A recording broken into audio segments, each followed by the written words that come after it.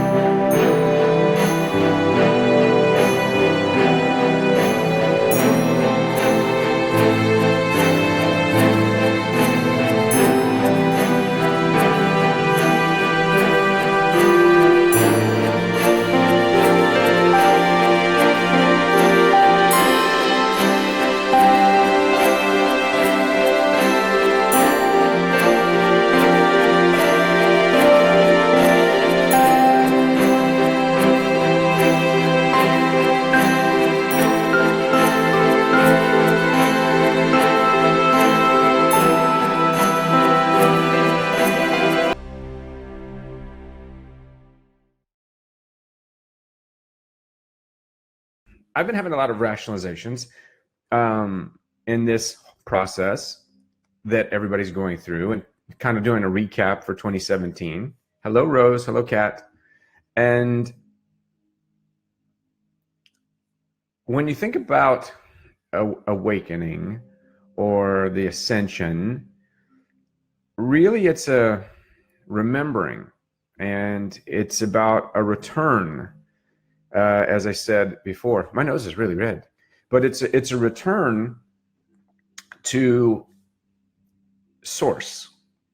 So we come from source and we are returning to it ultimately when our life ends.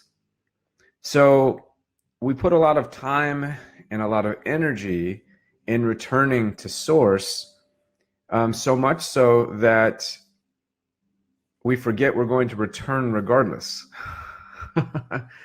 We're going to be with source someday soon, whether we seek it or not. Hello, Vanessa. Hello, Kim. And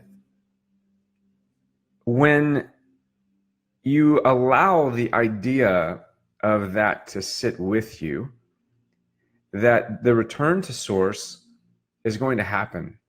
And it's like a religion. It's happening and it's going to be right there and you can't deny it. You're going to go back to source. There's no other way. And we spend so much time and so much effort seeking source every day in our life. And really, it's not about seeking source. It's about living a life of source. It's about allowing think of your birth as the headwaters, and the delta at the end of the river that goes into the ocean is your death. It's about believing that as the headwaters move you and you start your approach to the delta, you're never out of the river. And that river is constantly flowing through you. I think that much of what has happened over 2017, hello, Anita, hello, Tanya, much of what's happened over 2017 was a recalibration to remind us we are in that river. That was some of the overwhelming nature of it. That was some of the beautiful nature of it. The rough times, the beautiful times, the ups, and the downs, the rapids and the still water, and you're in source. Seeking source is almost irrelevant. That's why seeing source is much more powerful than seeking source. And in my mind, I had a rationalization. I was in the Akashic Records when I did sleep yesterday, like an hour. And I kept hearing this phrase: a warrior doesn't seek to go to war. A warrior seeks a way. Or a warrior moves away. In martial arts, we studied it's better to peaceably handle a situation or to move through it and away from it. Never allowing your physicality or your ego to evolve into anger where you would hurt someone. It's not about control. I've got so many notes. Look, I have like 100 of these that I wrote when I woke up. It's not about control. It's about seeing source. The twin flame soulmate experience is about seeing source. People can sell you a lot of things. People can tell you a lot of things. But at the end of that tightrope that you've been walking, only truth will give you balance to get across. And that truth lives inside of you. You feel it. And when you've had a rationalization of a catalyst or someone that's crossed your path, that's ignited something in you, what you're feeling is a level of truth. Now, is it their truth? We don't know, but it doesn't matter because we respect by seeing source in them, not by seeking the source through them. Seeking is not even the point. It's about seeing. I made a note here and it says, captivity is a false sense of control, and control is trying to suppress your inner truth. See, look, my little note. So captivity is a false sense of control, and control is suppressing your inner truth. So when you have a twin flame catalytic experience, and I don't like labels, but many of you understand this term, so I have to use it in order to express this. And this is my opinion solely as just somebody that just sits here and sees source all around, and you can take it. Hello, Shay. You can take it for what you see fit. When you find your truth, and imagine you have a twin flame experience or a soulmate experience, a divine purposed experience, it expands you. Now, does it expand you into seeking more source, or is it expanding you into seeing yourself? Are you in your place in life because you were unable to see you? And if you have a truth inside of you, are you telling yourself the truth? There's two truths. There's the truth that you hold dear like something material. And this truth is governed by control. This truth you hold on to, you will express it, you will say it, you will hide it. But then there's the truth on how you would maneuver or make something happen if you saw source only in that person.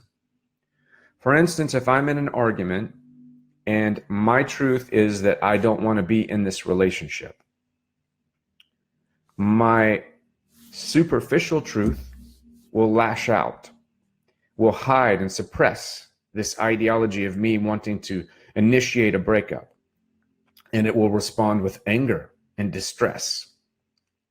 My deeper truth, my sub-truth, will see source in that person and will love that person as much as I love myself, and will be able to honor the person. And by honoring them, expressing to them truly my experience and what I'm feeling without anger, without intention or victimization, without seeking a win or a lose, without seeking something that is superficial.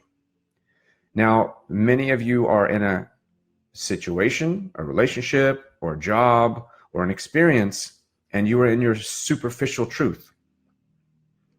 And what you are believing, and I believe the twin flame experience is a catalyst to this. The true truth, your sub-truth, is being called on. It's like when you're a kid and you're in the class and you're like sitting there and you don't know the answer, or you maybe know it, and the teacher, because you didn't do your homework, and the teacher's like looking around the room, so I'm going to, and you're like, oh shit, no. And you're like sinking down in your chair, and she's like, you, Billy, so what is, and you're like, oh, and your heart's like, boom, boom, boom, boom, boom, and you don't know what to do.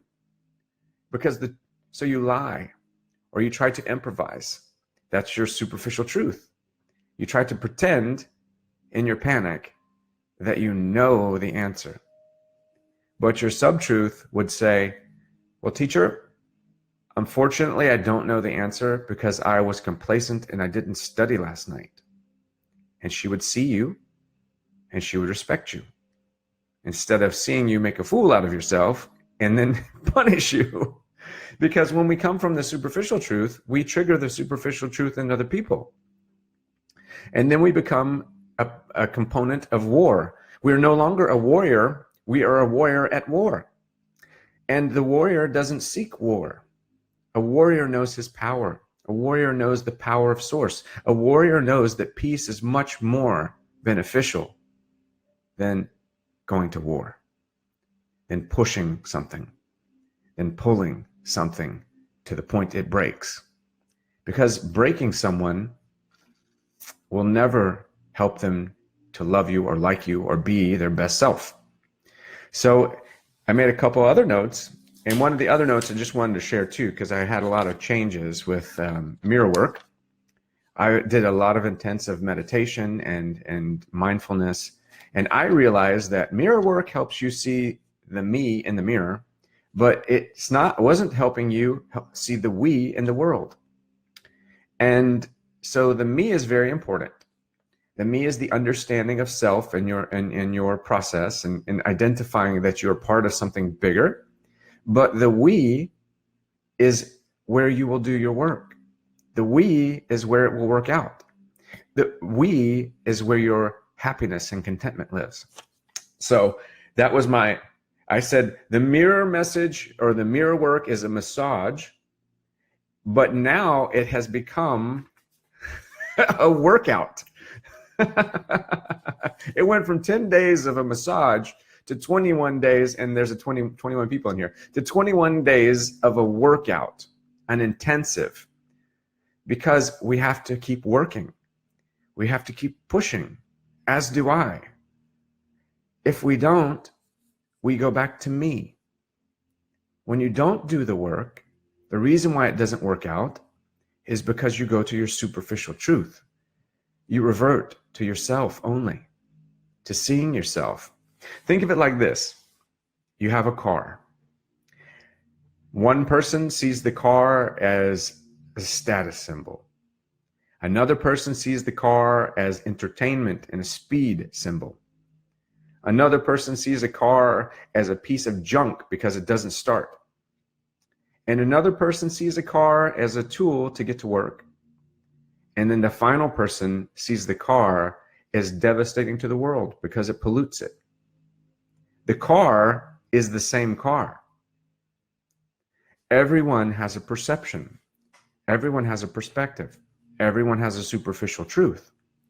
But the sub-truth is that we are on one big boat and we are floating. And if we fail at this boat being alive, it will end the world that we know. The world will go on, but we will not as a species. So the overall point is the sub-drive is source, the truth of source, the we. The superficial truth is the me. What do I need? What do I want? Why do I do this? Why did they run from me? Why are they chasing me? Why won't they talk to me? How do I get them to like me? How do I get them to see me? How do I get them to follow me? How do I get them to text me? The sub-truth is, you look at yourself and you say, well, you know, I feel overwhelmed. This love is so much, I'm not used to it. And it expresses it. It doesn't hide it because of insecurity. So the twin flame that they gave the name is that push, that nudge to bring you into the now. Because we live here in the present. Me tends to live in the past or the future. The future is where I live, and the past is where I used to live. But in the present, many will have to know that, like, my actions will have reactions. So that means that everyone around me has an interaction. So I'm more in the we than I am yesterday or tomorrow. Because yesterday only affects me. It's only affecting me personally because I allow it. It's just like the point of suffering. Suffering is actually the key to see source, to see you. Suffering isn't here so that you writhe in pain and you can't identify with anyone because you're in such trauma. No, you didn't go through these events in your life, these things that separated you, because source sent it to you. You just saw it this way. And unfortunately, we are the world that raises the warriors of the future. And if we do not adhere to a we concept or a higher truth, we will not raise those warriors the right way. We will nurture them in a way that will perpetuate, as they say, the sins of the father. The sins of the father follow the son because the father raised the son. So what we're living in right now is a interesting time of elevation, of initiation. And I made another note. Wait, where is it? Let me find it. So you know how I say me, we, one. That's my 3-second pause. Me is awakening. The me awakens. The we is connection. It's when you realize you're connected to all things.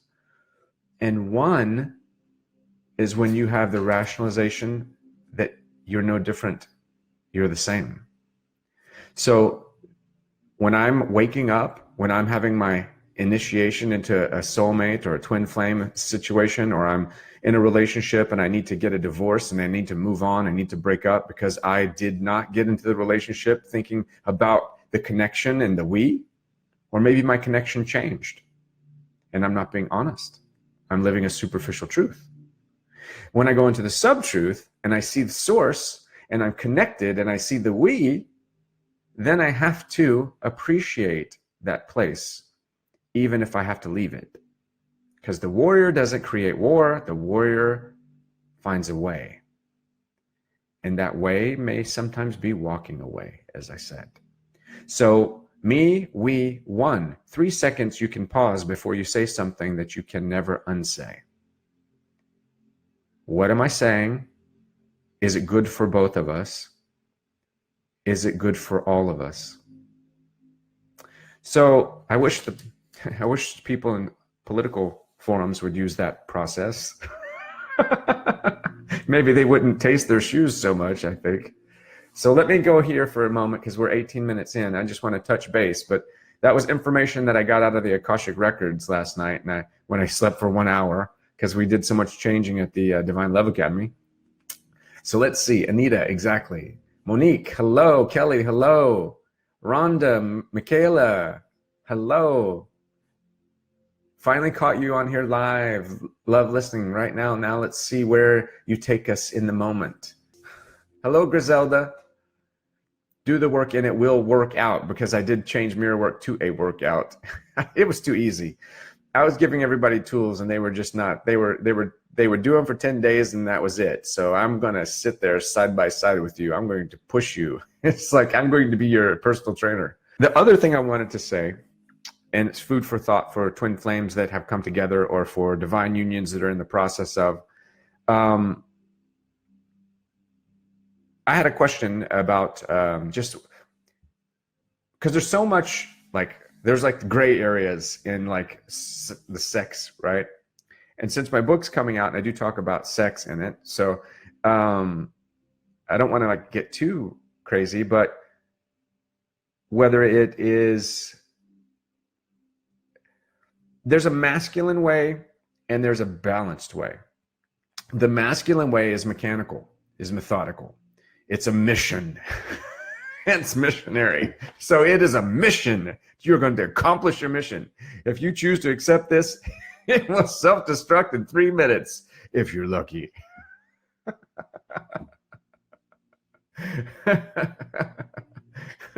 Hello, Melinda.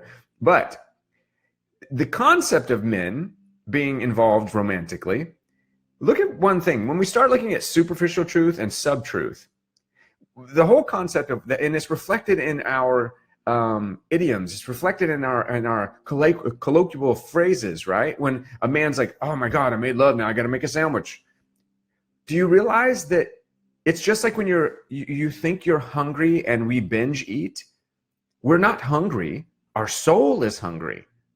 The man doesn't need a sandwich after he made love, but he doesn't understand where his hunger lies because he's living superficially.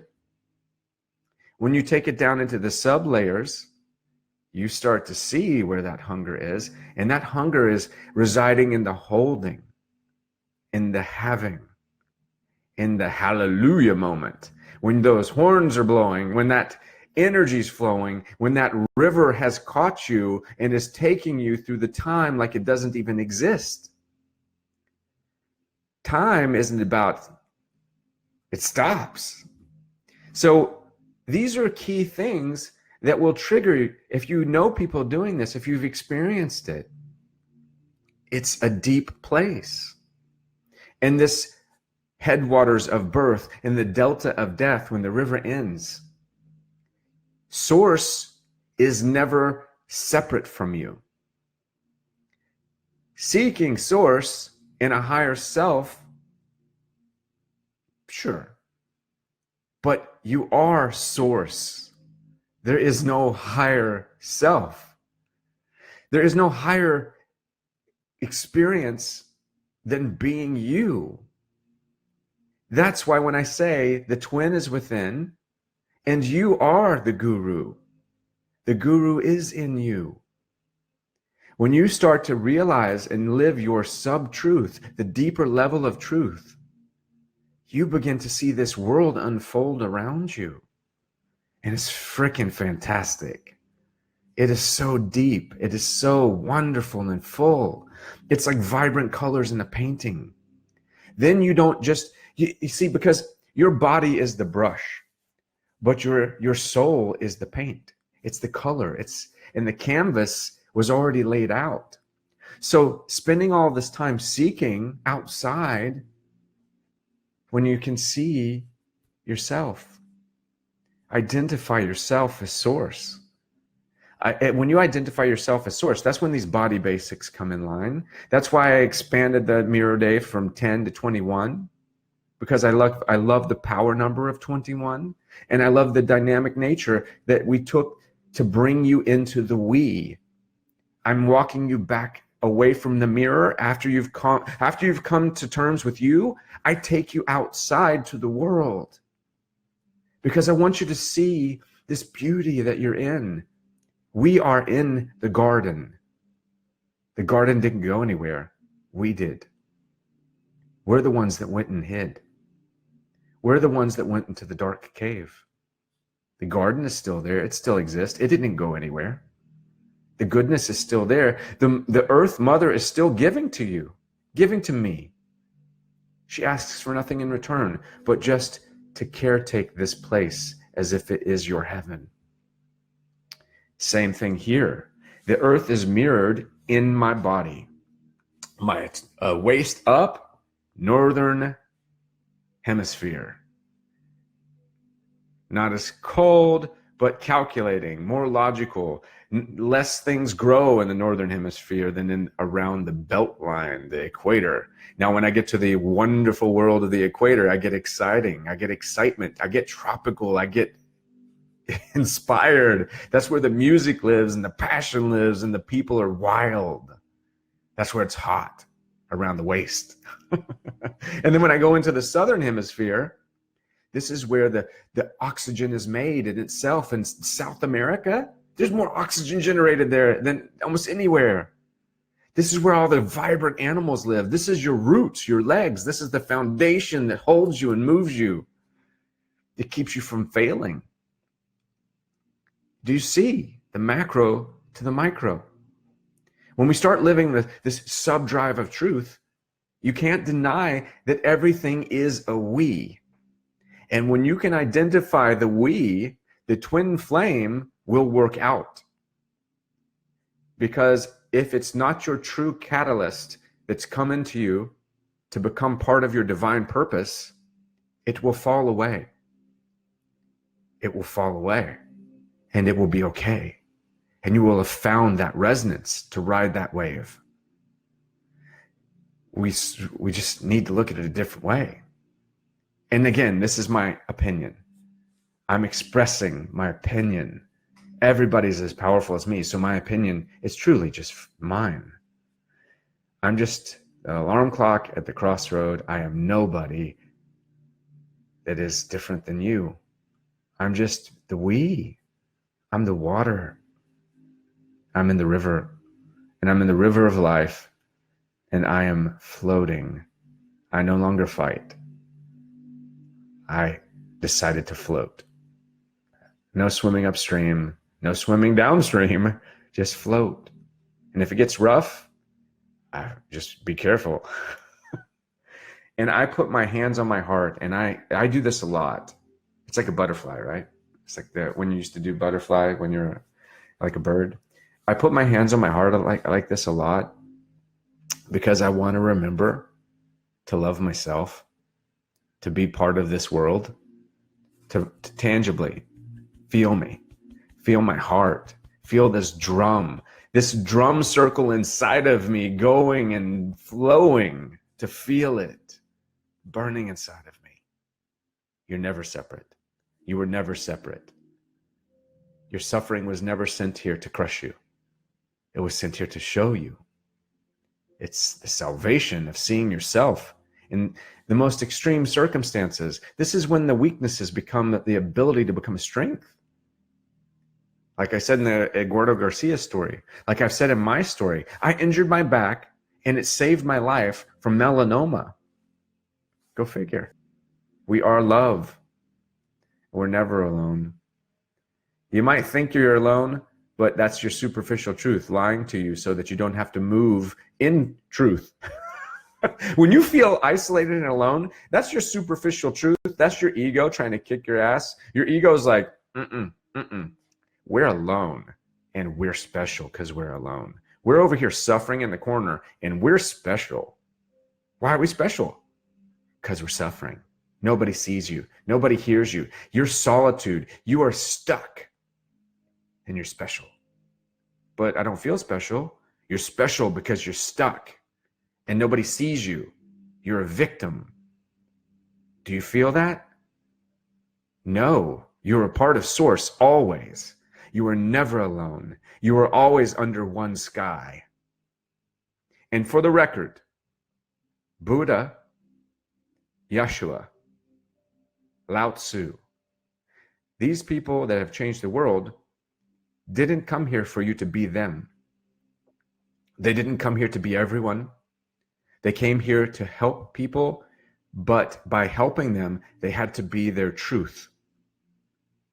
They were being themselves in an accelerated version of that sub-truth. We're not supposed to be them. We're supposed to be us.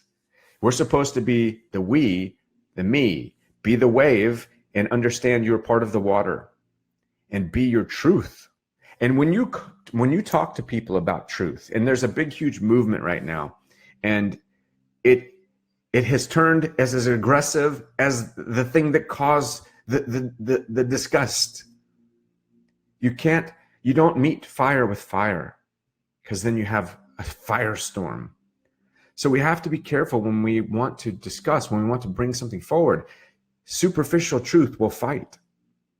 Sub-truth, the true truth, will see that I can learn from this, not burn from this. So when we face things, we're better to figure out why they failed and how we can rise from it, build the foundation around it, with it, and incorporate it as we rise so it doesn't happen again. That's the true learning process, the allowing, the loving process. If we isolate it, then that's our ego identifying with the victim, becoming a victim, and trying to seek victory over victimization, which is all ego and superficial truth. And it is complicated, but it's not complicated once you start doing the work. When you start living in a place of being the we. When you start identifying you, but as one. Just saying. Karen, never alone. No, never alone. Just let it go. Let it be. You be you, I'll be me, and we'll be we. You be you, I'll be me, and we'll be we, and we'll be one. You can dance by yourself, but how much better is it when you dance with somebody? And how much better is it when you dance with a lot of people? I'll tell you, the drum circle of one is good, but the drum circle of 10 is so much better. That's why we love tribes. That's why that tribe just blows us out of the water. It's so beautiful. So does anybody have any questions regarding anything? And this is truly how to plant the seeds with truth when we're facing this new understanding of being yourself. When you do the mirror work and then you go into the workout part of it, this is the evolution of your inner truth. And this has to do with your twin flame on 1000%. Because this has triggered your truth. For most of you, you were in a relationship. For most of you, you have children. For most of you, you weren't living your truth. Most of you were miserable. Most of you were upset. And not you specifically, people here, but the people that will watch this, whether I post on YouTube or wherever it ends up. That's why divorce is so high. Many people didn't get married in their truth. They got married in their superficial truth. Oh, it looks good on paper. He's hot. He's hot, but he has such a bad attitude. But I can overlook it. He's rich, but he really is just angry. But I can overlook that anger because he's rich. Oh, he's a doctor. Oh my God.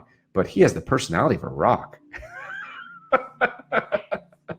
Always listen to your inner voice, the deep voice. And that discussion will go back and forth. The ego and your deep voice source will win if you allow it. Hello, Evangeline. Karen. We are the walrus. We are the walrus. Hello, Allison. That was hilarious. All right. So the inner truth is the catalyst, is the best part of the twin flame experience. That's why the twins within and the soulmate experience. I don't care what you call it. I want you to find love. I want you to love yourself. I want you to love me. I want you to love everything you see. I want you to love the world as if it is yours, because it really is. Love this world like you own it, because you do. But you don't own it as ownership. You are the caretaker of it. And it's good. It's good. It's good, this world. Even if you think it's bad, that's just your perspective, right? Anybody got a question? Anybody? And then just if anybody watching this watches my YouTube, always hit the like button. What is up with, how can I be seen 100,000 times and only have like freaking 2,000 likes? Who is it? 100,000 people will watch a video, but only 2,000 are diligent enough to click a damn like button. What is up with that? I spent like 25, 30 minutes in talk and 2 hours in preparation, and people can't take 2 seconds to click a like. Not you all, you're beautiful, but I'm just saying on YouTube, I have never understood that.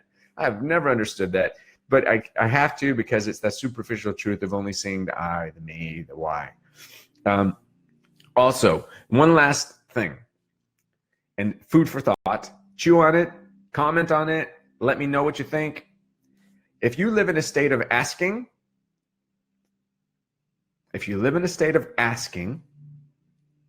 you are never assuming. Because I'm like, the 4 agreements are always in my head, and I'm trying to figure out, so how do I not assume? That's so difficult. Well, I live in a state of asking. Always asking. Asking myself, asking other people. I'm lost. I ask for directions. I'm angry. I ask myself, so why am I angry? Instead of I'm fat, why am I fat? Then I have to get an answer. And when I answer, I find a solution. Solution. So live in a state of asking, and there's your agreement right out of the boat. You won't assume as much if you're always asking. And it keeps your mind busy, so you stay mindful and you stay in the moment. Yes. I know you hit the button, Elizabeth. I know, I feel it. All right, so I'm ready to give some goosebumps. Who wants some goosebumps? Who wants some tingling up their spine? Who needs a little healing or a little something from Source? Let's see if Source will drift in through and go through. I can do a little short Reiki if anybody wants, but because I'm feeling jived. I'm feeling groovy. I'm feeling juicy. I'm feeling that gooey goodness. And I just want to get it out. I just want to be in that float, right? I want to be in that flow. I'm going to be in that flow. This is why I like Reiki. Because Reiki is all right. It's everything. It's all things. You can pray, whatever you do. It's that same energy. It's that God energy.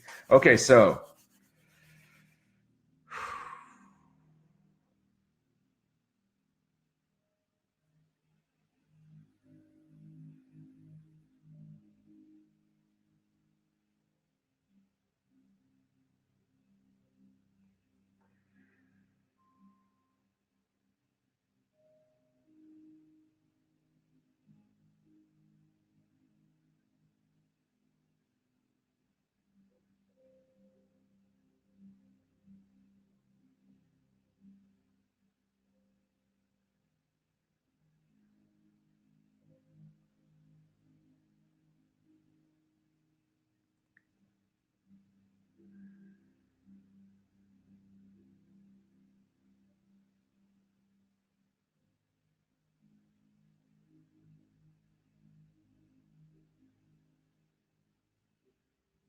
I'm going to move that away.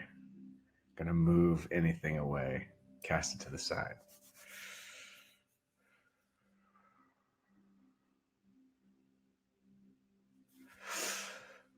All right. So sent out a little Reiki. If anybody got it, let me know.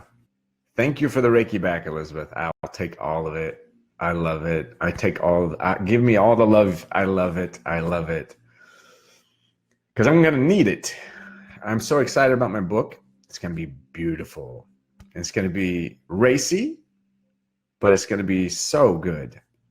I'm cracking some eggs, stepping on some toes, doing that thing I do, trying to rile people up, trying to ask questions for everybody I look at it like this. I don't know anything more than you know. I just ask a lot of questions. I just stay in a state of asking. That's why I get answers. But there's a lot of people that they don't ask anything, but somehow they know everything, and they know nothing. They know nothing. They're not asking. So I just try to throw a wrench into that, right? I go up to that line and I jump right over it. I'm like, woo, boom, over the line. And sometimes you have to. There has to be somebody that crosses that line. There has to be somebody that stands there and says, hey, are you going to throw that? You're really going to throw that right now? Because, by throwing that, you're saying you know that. Do you know that? You know everything. Because if you know everything, wow, you need to talk to me. I want to know more. So that's my inner truth, my sub-basement truth. Peace, light, and love. I love all of you. Please check out all my posts. If you're wanting to do my workout with the mirror work, I got the link down in my thing. If you want any coaching or anything like that, I'm only coaching 10 people at a time now. So it was too much. And I will give you, whoever's going to do the coaching with me, I will give you a bonus Reiki session for sure. We'll do a 15-minute Reiki session where I'll work on you specifically. Because Mirror work is about seeing yourself and your soul inside of you and outside of you. But the 21 days is about the workout of becoming the we in the world around you. So, oh, there's some good stuff, outside stuff, getting connected. I love it. Connection, conexión. Muchos besos. Mwah. Love you all. Have a beautiful day.